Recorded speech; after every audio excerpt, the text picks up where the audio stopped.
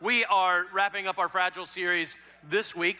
Next week, we'll kick off a new series. Looking forward to that. It's called DNA.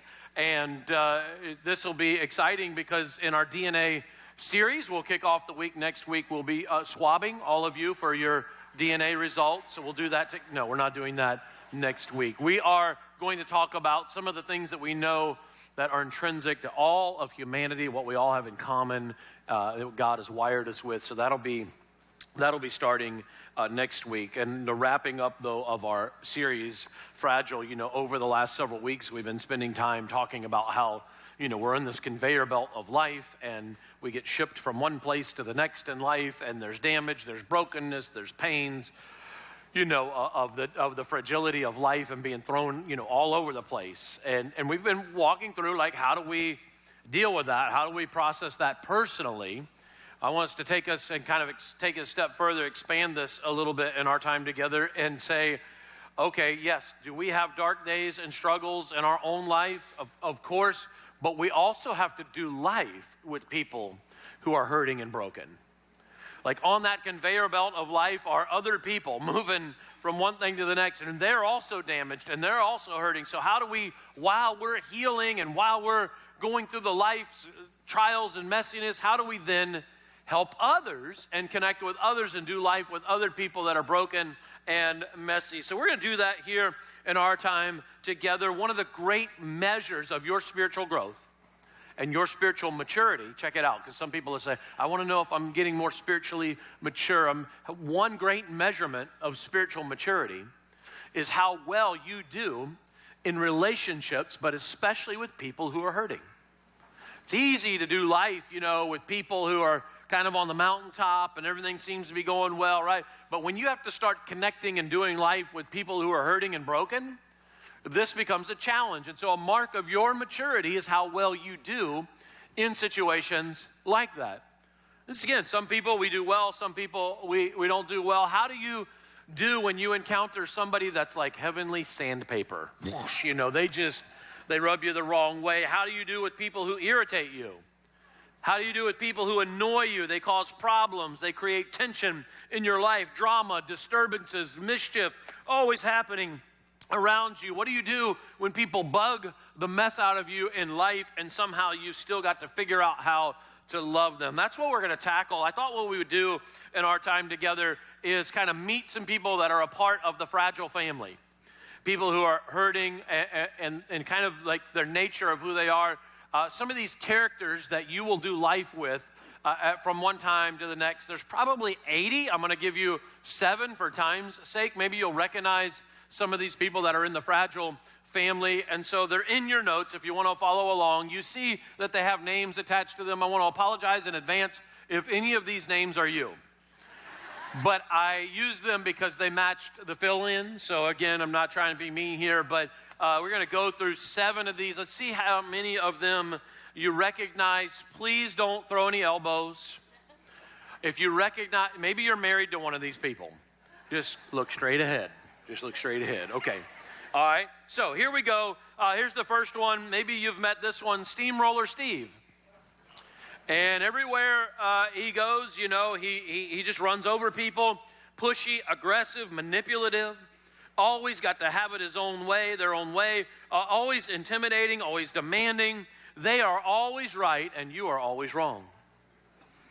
They got some kind of way that they operate, kind of where you're under threat all the time to do it. And if you don't do it a certain way, if you don't do it, I will blank, So they're always rolling over people, steamrolling people in life. Maybe you've met some of these folks. Hey, we have to sometimes figure out how to deal with people like this. And here's what we know. This person is hurting on the inside. There's something going on.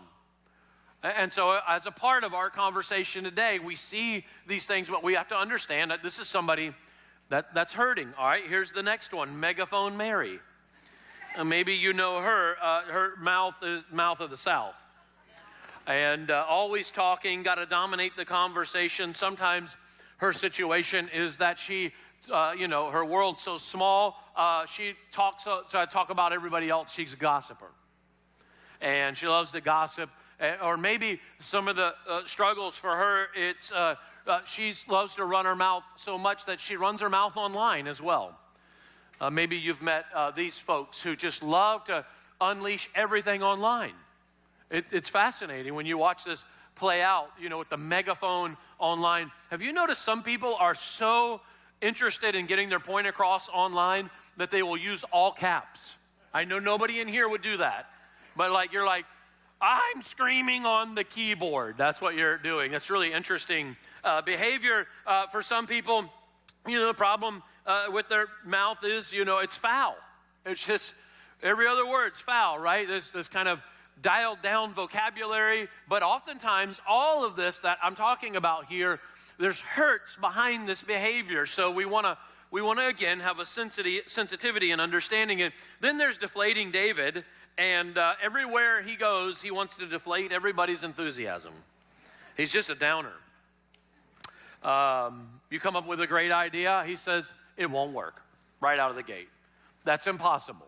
It's going to cost too much money. There's just no way that it's going to happen. Deflating David, just loves to kind of take everything down a notch. Sometimes deflating David is a deflator because he's a one-upsman.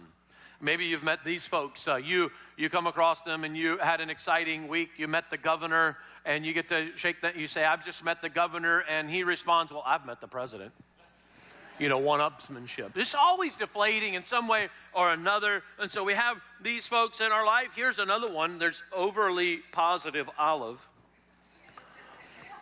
She's just unusually positive, even in times where she probably shouldn't be. She just is. She's just over. There's nothing wrong with being positive, but I'm talking about somebody that very clearly is masking pains or trying to stop from encountering pain in their life, so they just take every situation in life. There's always overly positive. Many times, somebody is this way because there's a protection they've built up because of trauma in their life that they don't want to experience any longer. So they just will protect that by just being positive about everything. And again, it comes out overly positive. Sometimes they feel like they've got to be strong and positive because of the pressures that they're experiencing socially in life. These folks usually have a hard time going to counseling because if they go to counseling, it's going to unpack hurts, and they don't want that. So they want to stay positive, and they end up, again, masking a lot of pains in their life through positivity. Here's another one, and now this one is an Eddie on our staff at our church. We have Pastor Eddie, and I thought, I don't want to use Eddie because, my goodness, we have a Pastor Eddie. I needed one that started with an E. I don't want to use Pastor Eddie. And I thought, nah, let's just use it. So here we go. Explosive Eddie. I will say this, our Pastor Eddie has great temperament, and I'm certainly thankful for that. But this kind of worked out. Now, explosive people like this, they're like a volcano. They could erupt at any moment. You got to walk on eggshells around them. You don't know when they're going to explode. They could just go off at any moment. And like any volcano, when it explodes, if there's people around, there's damage. They will hurt people in their wake. They don't even care. They're unpredictable in everything in life. These are people that obviously are hurting. They've got a deep anger on the inside over something in their life, and they don't know how to process it. And so, the milk gets spilled, and they go crazy. And so this is, again, we have to know that these are very real situations. Then there's Tears Tracy. She cries all the time. All the time. Again, crying is a part we go through this in life. Like, we do have tear ducts, so we do cry. And this happens. But I'm talking about, you have this overly positive person here, and then you have on the other end this person who's just crumbling in their emotions regularly. And so again, you got to watch out how you handle them. You don't want to set them off in any hurts. You have to oftentimes baby them. You got to baby them because of their hurts and their pains. Again, they haven't gotten help for their struggles in their life. Sometimes they'll use their tears because they've known they get responses when they cry. They'll use their tears to manipulate in certain cases. And so that is born out of hurts. And then here's the last one, Perfect Paul. This is the nitpicker. Everything is just, not pleased. They're just not pleasable. They are picky, like a dripping faucet. And they come into the room, and the first thing they do is they look at all the mistakes, and that's not done right, and that's not done right, and they just have this negative aura about them. And when you're around Paul and so many of these others, you know, this kind of negativity, it just sucks the life out of you.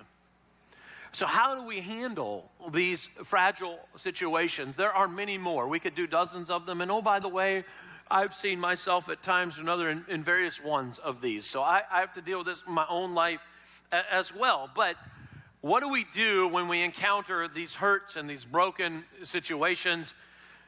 I want to share that with you. Let me give you 3 things we don't do. I think that's important. We establish these baselines here about dealing with hurting people. Here's the kind of wrong reactions. The first one is we don't insult them. We live in a nation today where we love to insult people. We cut them down. It's just become like it's what we do. We're going to constantly insult people. We're pros at it. Somebody gave me a book a couple of years ago for Christmas, and it was 3,000 of the greatest put-downs. I don't know why I got a book as a pastor with 3,000 of the greatest put-downs. I could never use that on the stage, you know, like putting down. Well, I thought I'll give you 4 today. So here we go. I'll give you 4. Here they are. Here's a put-down. Hey, you've got something on your chin. No, the third one down. Hey, you bring everyone so much joy when you leave the room. You're like a penny, two-faced and not worth much. Hey, you've got something on your face. Oh, wait, that's just your face. All right, those are kind of brutal. And we laugh, it's kind of funny and all that, right? But if you want to do life with people well, these are things that you can't say. It's not helpful. It drives the kind of a dagger even further into the hurts that they're already experiencing. And we could do it sometimes, insult them to their face. And some people do this. They just love to insult people to their face. When I was growing up, I watched Charlie Brown, you know, and Lucy always was coming after Charlie Brown. And what did she always call him? Charlie Brown, you blockhead. You know, she just right to his face was always tearing him down. Some people do that. They don't have any problem doing that. Some people kind of do it inside, kind of side-swiping ways, like they'll tear somebody down really ugly and they'll say, I'm just kidding. No, like that's hurtful. So whether we side-swipe people or whether we do it right to their face, neither one of these are good responses when we're dealing with broken people, broken humanity. Here's the next one. Don't ignore hurting people. We love to avoid fragile people. All right, and it becomes this thing. It's like, oh man, they're hurting. I need to avoid them completely. I'll talk a little bit about how sometimes we have to set boundaries with hurting people, but ignoring them is not going to be the answer. Many times, you know, that becomes our first response because we just don't want to deal with it. Here's the thing about hurting people. When people are hurting, they often have certain behaviors to get attention. And if you ignore them, what they will do is do more things to get attention because they've learned bad attention is better than no attention. So ignoring just makes the situation more difficult. Have you noticed that 3 people can be in a group talking and 2 of the people know that the third person is hurting? And they can be all right next to each other, and the 2 will have a conversation and ignore the third person and not bring them into the conversation because they don't want to have dialogue with the hurting person. This happens. So we have to understand how we're going to handle that on our journey. So we don't ignore them. We don't insult them. Here's the third one in your notes. And we don't imitate them. Oh. You're irritable to me, and so guess what I'm going to be to you? Irritable. You showed your rear end to me, so guess what? I'm going to do mine to you. You know that this is what people do in marriage? Somebody does something kind of hurtful, and you know what we do? I'll just respond exactly the same way. This is where we're imitating the brokenness. We're allowing it to sort of take hold in our life, and what we're really doing is simply reinforcing and accepting kind of that ugly kind of behavior that's coming out of their hurts. No, we want to care for their hurts, and there's ways to care for those hurts. But here's the facts. When you decide to imitate somebody, when you match their ugliness or you go ugly for ugly with them, the reality is what you're doing is you're giving them control over you. They wanted an ugly response from you, and they got it. And now they have assumed control over your behavior because you decided to respond and get on their level. This is not the answer either, so we don't want to imitate, what's going on. We want to then know how to deal with it. I thought what I would do is give you about 5 or so things that I've learned dealing with hurting people, difficult people. As a pastor, I've had all kind of, variations of people that I've had encountered. And so I thought I'd just teach out of that with you in our time together. And the first thing I put in your notes is I've got to know and realize that fragile people it's all around us in this world. There will always be fragile people, and they will hurt you. You just have to know, this is not real inspirational here, but we got to know that this is a fact of life. Hurt people, and we live in a broken world, and so people end up doing things to one another, and you're not going to live in this world well until you first come to terms with, this is a part of the way we live. It doesn't mean we approve of it. It doesn't mean it's good. It's just a fact of life. And so if you want to say, oh, you know what, that person's a hurting person, I don't want to connect with them, you will end up being a lonely person. Because you will have to always handle hurting people around you and how it works out in your own life, just because it's a fact of life. You will have people that hurt you in your family. In your own family. You will have people that are what you thought were friends. They will hurt you. You'll have people in the church, and they will hurt you. I shared a very uninspiring thing from the life of Jesus that he shared a couple of weeks ago, or maybe it was last week, in John 16:33, where Jesus said, "In this world you will have trouble." And I said, oh man, that's not very refreshing, but it was true. In this world you will have trouble. Here's a not so inspiring also response from Jesus in Matthew 5:11. People will insult you and hurt you. Yes. Oh man. They will lie, and they will say all kinds of evil things about you because you follow me. Now, Jesus is, of course, specifically talking about if you follow him, people will insult you. I think, when I read that, I'm like, if people will insult you for following Jesus, they'll insult you for anything. And they just do. They find ways to insult you because, again, we kind of live in that world today. When they do, check this out, you will be happy. I don't know. Yes, I understand the point that he's making here, which is the next part of the scripture. This is what we'll be happy about. We'll rejoice and be glad because you have a great reward waiting for you in heaven. People did the same evil things to the prophets who lived before you. We're going to stay steadfast in our faith. We're going to move forward in life, doing life sometimes with people who are hurting, because we know that at the end of the day, this is kind of what we're called to do as believers, that we have to figure out how to handle sometimes people that are hurting and still move forward in life. And so just because you know people that are hurting in life, just because there are relationships that you have with people where people are hurting, doesn't mean then that you're going to walk away from relationships. We've all sinned. We've all made mistakes. I've hurt people. You've hurt people. Romans tells us that all have sinned and fallen short of the glory of God. And that is true. We've all made mistakes.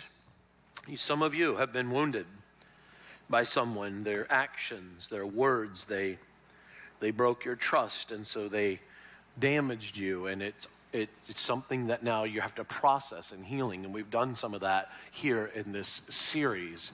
But if I walked away from humanity every time I was hurt, I would end up isolating myself. And oh, by the way, as they came at Jesus and they went after him time and time again, did Jesus walk away from humanity or continue to pursue humanity? He doesn't. He did. He still does today. And so though people had come at him, he poured his life out on the cross. And as believers, we have to know that that's the reality. I always think of this famous text in Proverbs 27. Some of you know it. It talks about as iron sharpens what? Iron. It's talking about how we can refine and sharpen one another together as we move forward in our walk with God. Look, you can't sharpen something without friction. And there will be friction in relationships. Our growth and other people's growth around you in their life, it takes time. There's a maturation process that we all have to walk through.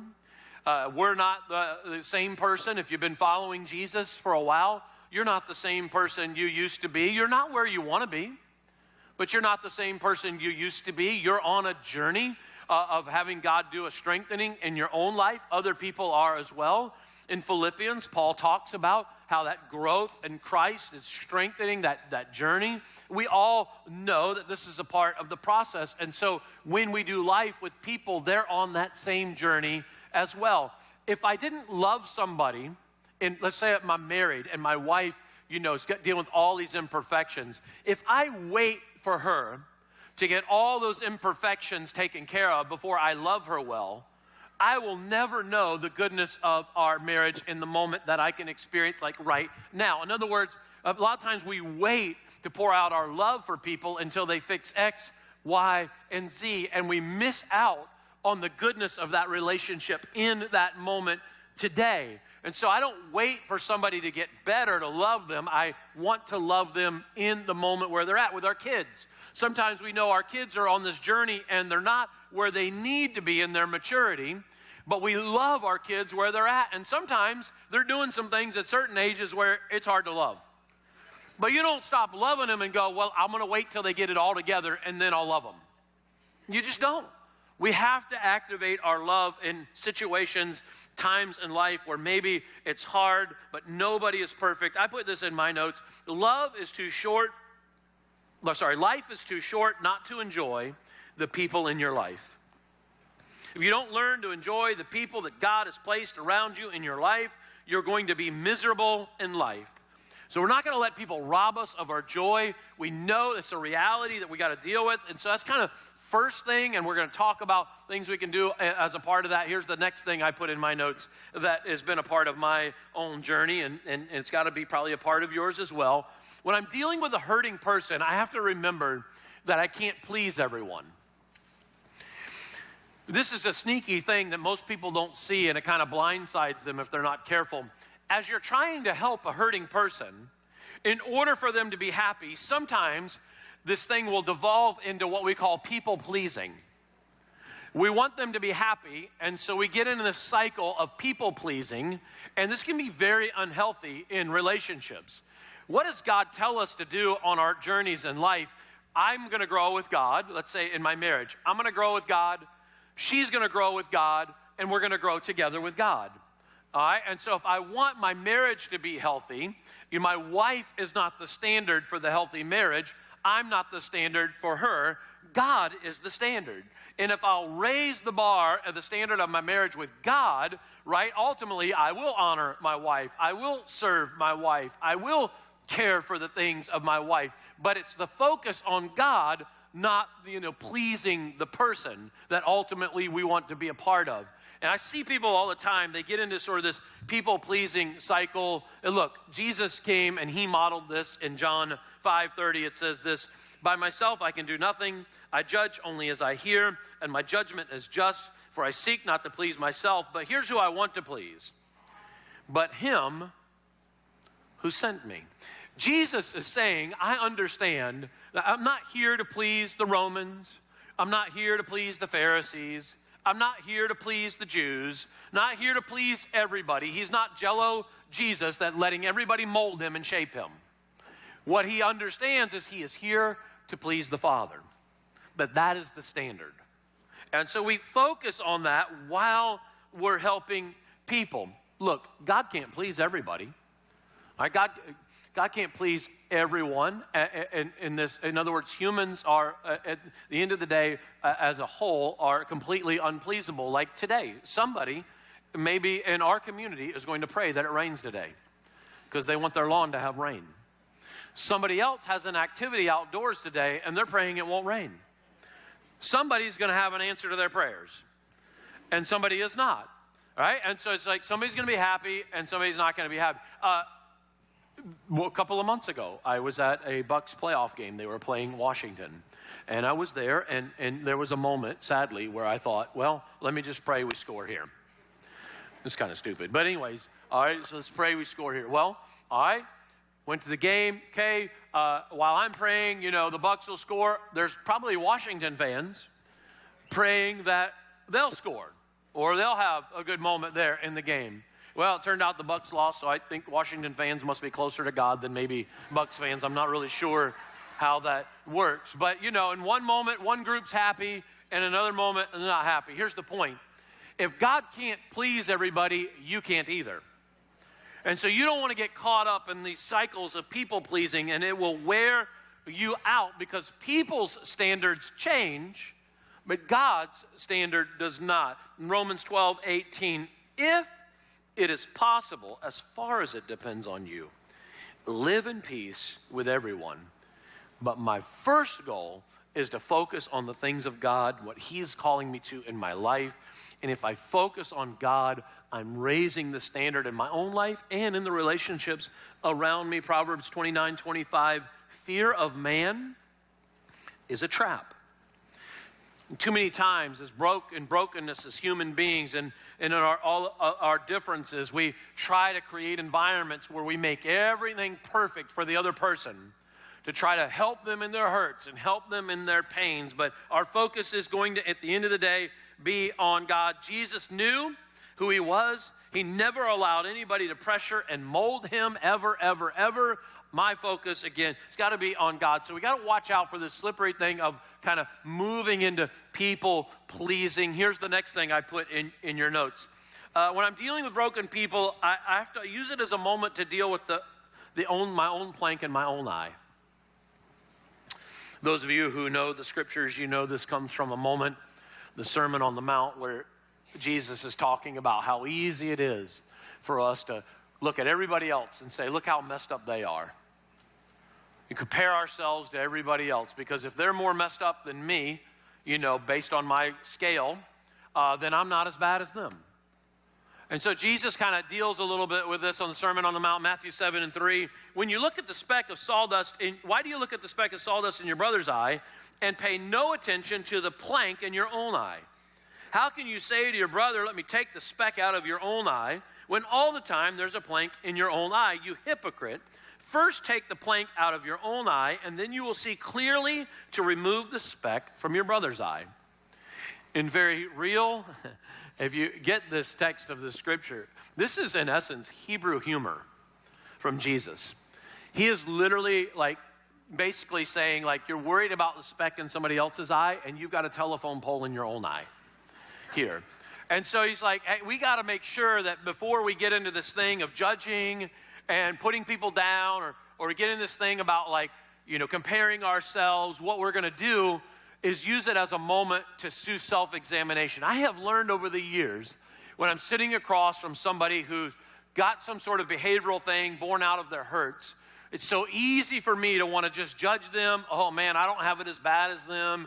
Oh, look at no, now what I'm doing in my life more and more, I'm growing, I'm a slow learner, but I'm growing, all right? I'd say, okay, I'm going to use this as a moment to examine what's happening here in my own heart. I'm going to use it as a moment to say, well, I'm not finished in that growth process. And so God, through what it is that they're going through right now, what can you reveal to me about my own life? For example, just the other day, I was talking with somebody, and they were talking about how one of their struggles is they're always critical of things. And they have this critical spirit. And as I was talking to them and they were sharing with me, a first flesh reaction is sort of like, oh man, sucks to be you. Oh boy, you got this problem going on in your life. And then it hit me in self-examination, look at my own life, and what God revealed to me in an instant was this. Oh, by the way, Gary, you're also critical.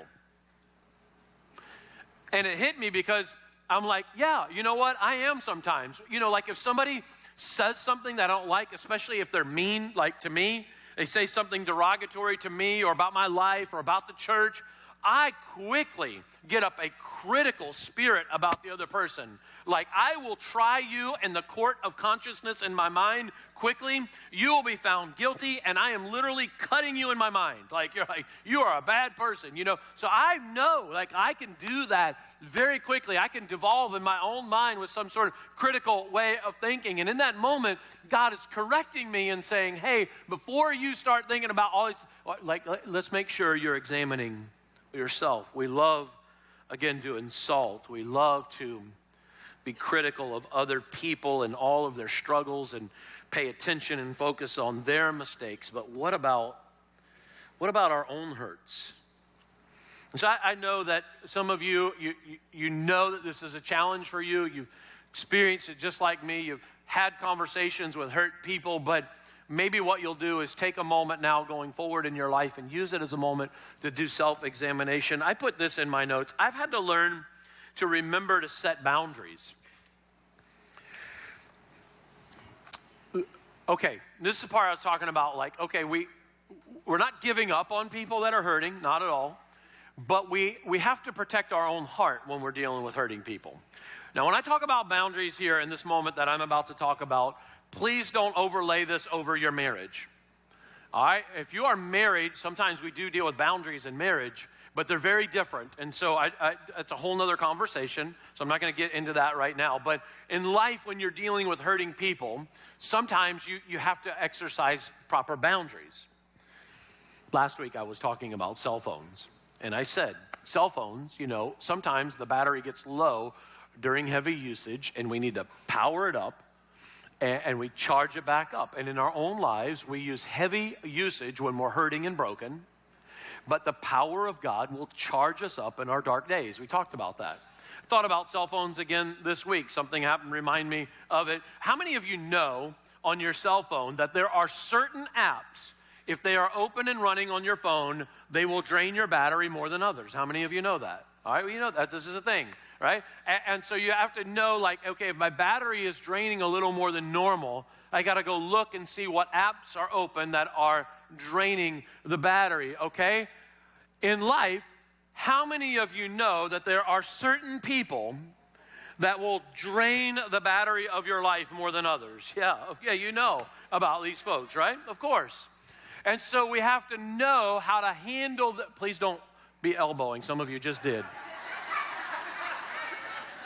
We have to know how we're going to handle these people who, in essence, are battery drainers. All right, and this is proper. Look, I learned this the hard way, but I learned that I needed to do this. Many years ago, though, after being overrun with improper boundaries, I set forth in my life the things that mattered most, my critical values for my life, my priorities. And see, as I put those in place, so I said, okay, it's God, it's my marriage, it's my family, my children, all right, it's my calling, it's my commitments, it's my integrity. Like, these are, you know, these priorities for my life. And then in order to keep them from being overrun, then I made a way in which I would make sure that those critical things to me had proper boundaries. If you've never done that in your life, listed out the things that are most important to you, then you will get overrun with boundary brokenness. You just will. So the first step in protecting things that are important to you in your life is listing them out. And then you start managing that kind of relationships and schedules born out around that. And so I had to learn this the hard way, and how to protect, you know, boundaries and relationships that maybe were a little bit more unhealthy. My wife read a book at a time, and she shared it with me. It was called Good Boundaries and Goodbyes. And it's how to properly move people kind of in different places in the circles of your relationships. You have, really, all of us in this room, 3 different groups of people in your life, all right? You can write these down if you want, but here's the reality. You all have life givers in your life. People that when you're around them, like, it stirs you. They're life givers, and you crave to be around life givers. Then you have another group of people, especially if we're working in our faith with Jesus, another group of people that you're willing to invest in. They may not give a lot back, sometimes like our children, all right, we're investing in them for something in the future, understand, we're going to leave the home, and that's kind of what we're doing. They don't always kind of give back, you know what I mean? But we invest in them, and we care about them. Other relationships and people that are hurting, we're investing in them. And so the investments, and then there's another group called the life suckers. So you have the life givers, the life investments, and the life suckers. What often happens in our life is we get so caught up in the life suckers, and we give them so much of the energy and our time that it doesn't leave any room for the life givers. And you need life givers close to you and around you in your life. So you have to manage that. What is a life sucker? Somebody that you keep investing in, and they will not take the steps they need to take to heal. They keep doing the same things over and over and over again. You're pouring out, and they're not taking the steps they need to take. You don't give up on them. You're just placing them in proper usage of your time and your relationships. Jesus had something, we see it revealed in scriptures. It's concentric like circles, where he had this outer group, and then he had another group, and then he had another group that was a little closer to him. They got away together in quiet times, just a few people. We see that modeled by Jesus. We see very richly in John chapter 2. It says this: many people saw the signs that he was performing, and they believed in his name. But Jesus, look at this, what he said, but Jesus would not entrust himself to them. He's prioritizing here. For he knew all people. He did not need any testimony about mankind, for he knew what was in each person. In Luke chapter 4, again, we see this occasion where he's in his hometown and he's investing in people there, but they don't want anything to do with his investment. And the scriptures say, but he walked right through the crowd and went on his way. We're not going to argue. I'm not here to prove a point. I'm not going to beg you to listen. Like, if you don't want anything to do with this, I'm going to go invest in the people that need investments in. And so we burn so much energy, kind of the wrong places sometimes, and without putting energy into the right places. So again, in dealing with hurt people, we find ways to love them, find ways to maybe even invest in them, but we've got to make sure we leave room for the life givers in our life as well. Here's the next thing. Learn to love despite hang-ups. At the end of the day, this is what we have to do. We got to deal with broken people. We don't ignore them. When people hurt us, we don't retaliate. We don't seek revenge. And so as we're doing life with them, we have to decide at the end of the day, I have to love despite hang-ups. That's what our Celebrate Recovery work does. People they have hang-ups over relationships. They come on Monday night to work through them because they want to learn to love despite brokenness that they've experienced in life.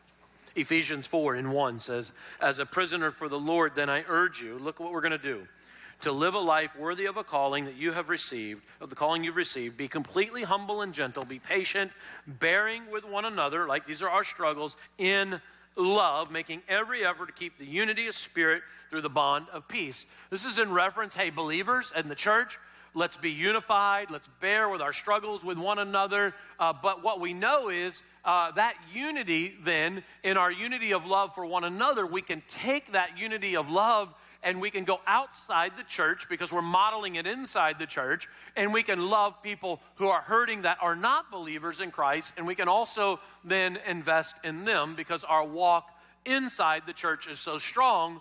They care to know what it is that we're saying outside the church. And we walk together with the Spirit of God in peace and unity, knowing that we have a commitment to love one another, a command. Love isn't just a warm feeling. It is indeed a commitment. Love is a choice. Love is choosing to stay when it would be easier to walk away. Love is choosing to forgive when bitterness knocks at your door. It is an opposite choice of what oftentimes the world does. You see that the flesh does and what the worldly people do, but we stand in contrast to that. We do things in a very different way. Love is a choice. Again, I said this saying, it's not a feeling. You can't command a feeling, but you can do something with a choice. You can command a choice. Jesus commands us in the scriptures to love. And so when you see a commandment, it's a choice that you and I have to make.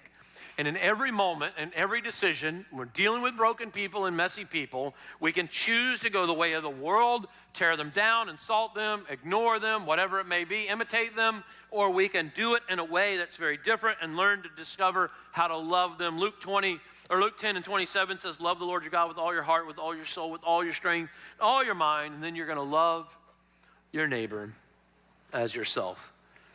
And I would want love if I was hurting, and others are craving it as well. And when you choose to love somebody who's hurting, you're not giving them what they deserve. You're giving them what they need. What they need in a moment of hurt is they need this love from you. So some of you, maybe in our time together in just a moment, you're going to have an opportunity to think of somebody in your life that's hurting and how you can maybe handle them a little differently, maybe differently than you've been handling them. Let me give you two things before I give you this last point. Two things about dealing with hurting people that can help shift the way that you think. The first one is this: when I see that somebody is hurting, I can take a look and care a little more deeply about how they got there. We see the response and their ugliness on the surface, but behind the scenes, there's a very deep brokenness. Somebody didn't just get ugly overnight in the way they respond. Something has happened in their past. You don't just become ugly overnight. You have something going on, and so they do. And now I want to care a little bit more about what it might be. And another thing you can do is look for the good in them. And there may be some what you might consider very jerky people in your life. But even people that you think are the jerkiest of jerks, there is something good that you can focus on. And when you focus on the good and not the ugly, you start to see different ways of operating and how you can impact them more through the love that you have to offer. And then here's the last thing: you're going to pray for them. This is what Jesus said in Matthew 5:43. You have heard that it was said, love your neighbor and hate your enemy. But I tell you to love your enemies and pray for those who persecute you, that you may be the children of your Father in heaven. We're modeling what God would want for us to do as believers. We're gonna care for those who maybe would normally get thrown aside, and we're gonna love them. You know what Jesus is saying here is basically what we're gonna learn to discover is through the power of love and through the power of prayer, we're going to bring something to bear with somebody who's hurting and put them in a position to experience a miracle. Do you understand that that's how miracles happen with God? You pour God's love into people, and then the power of God joins in, and miracles take place.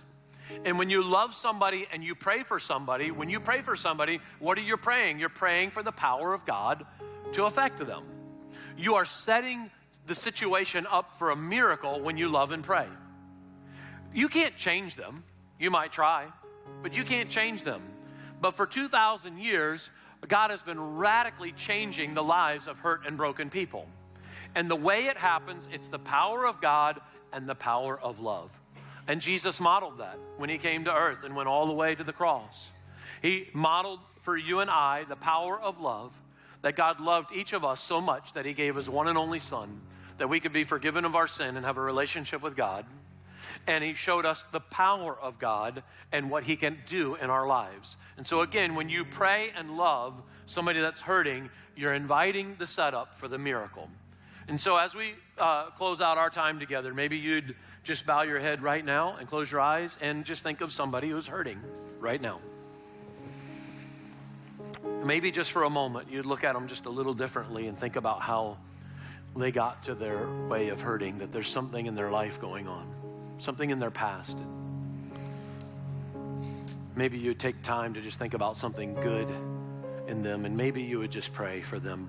Just in your heart, you're naming their name before God, and you're lifting them up to God just right now. God, I see their hurt. They're a hurting person, and they've hurt me, God.